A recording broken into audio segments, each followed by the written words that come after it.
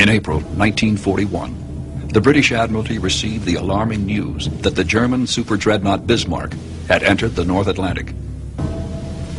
Commanded by Admiral Gunther Lütjens, the Bismarck was steaming northwest to form a battleship squadron that would attack Allied convoys in the Atlantic. Once again, Britain was fighting Germany alone. The convoys were her lifeline. The 44,000-ton Bismarck was then the largest, most powerful battleship afloat. She represented the very latest innovations in battleship technology. Her 15-inch guns were guided by radar. Her armor ranged from 12.6 to 14 inches in thickness. Destruction of this juggernaut became the British Admiralty's #1 priority.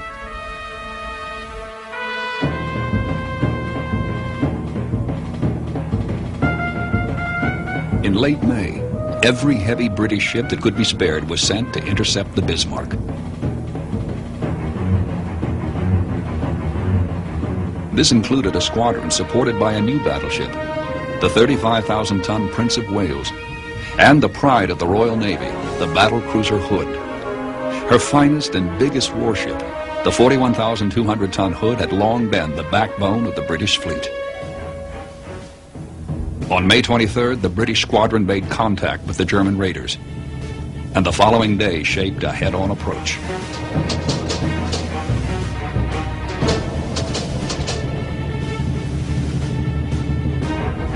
The Germans opened fire, scoring a direct hit on the Hood's magazine.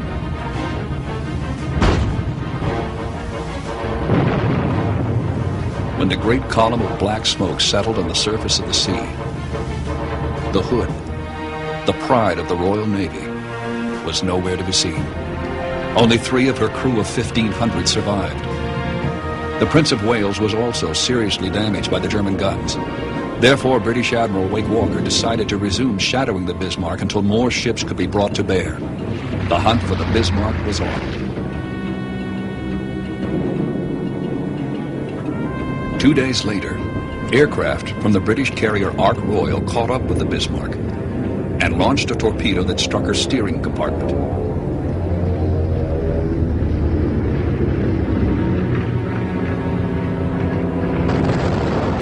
The damage cost the German dreadnought her ability to maneuver. It was time for the Bismarck to face her foes.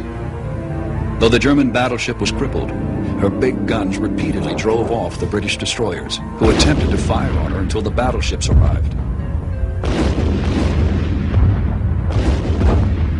The Bismarck had been built to take punishment, and she refused to go down. Repeated salvos from the British ships eventually wore the German behemoth down, and finally reduced her to a helpless wreck. Torpedoes from the heavy cruiser Dorsetshire finally sent her to the bottom. Only 110 of the Bismarck's crew of 2,400 were saved. The rest were interred along with their ship in the icy waters of the North Atlantic. The German commander, Admiral Gunther Lütjens, was one of them.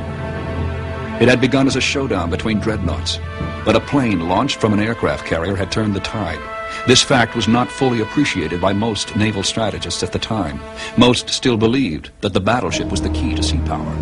One man who did not, however, was Admiral Isoroku Yamamoto, Commander-in-Chief of the Imperial Japanese Combined Fleet.